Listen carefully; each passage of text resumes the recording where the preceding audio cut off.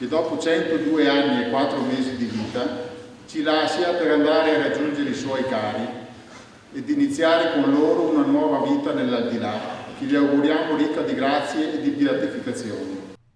Ha voluto essere seppellito con la sua divisa colonica, il cappello, il famoso cappello che lo distingueva in tutte le adunate alpine e lo accompagnava in tutti i suoi spostamenti, appoggiato sulla bara di legno marrone accanto alle rose, rosse come la passione per la vita che ha sempre dimostrato, sino alla fine. Una chiesa gremita nel piccolo comune di Rozzo, tra le montagne dell'altopiano, per dare l'ultimo saluto a Cristiano Dal Pozzo, il Vecio, morto lunedì di Pasquetta all'età di 102 anni. Un omaggio a un uomo considerato da tutti un esempio di forza, coraggio, determinazione e senso del dovere. Alpini, semplici cittadini, autorità. Dalla regione sono arrivati anche il presidente del Consiglio Veneto, Roberto Ciambetti, e l'assessore Elena Donazzan. Momenti di forte commozione.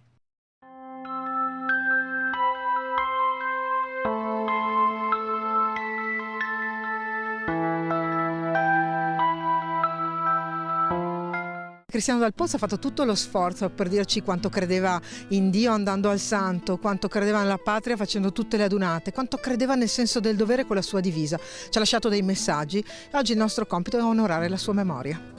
Certo, gli stessi alpini, arrivati persino da Vicenza, fuori da microfoni e telecamere, hanno lamentato l'assenza del presidente nazionale delle Penne Nere, Sebastiano Favero, e la scarsità di affluenza di penne nere dai comuni del Bassanese, per non parlare dei vertici degli alpini, della stessa Ana Montegrappa.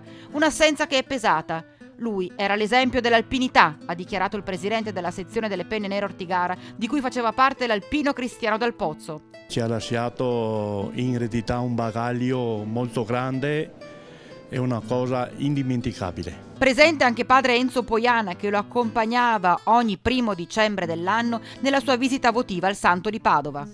Faccio già un invito. Il 1° dicembre alle ore 11 in Basilica al Santo noi ricorderemo il compleanno di Cristiano. Ecco. Le note del silenzio davanti al monumento degli Alpini, un corteo composto che ha accompagnato Cristiano Dal Pozzo al riposo eterno.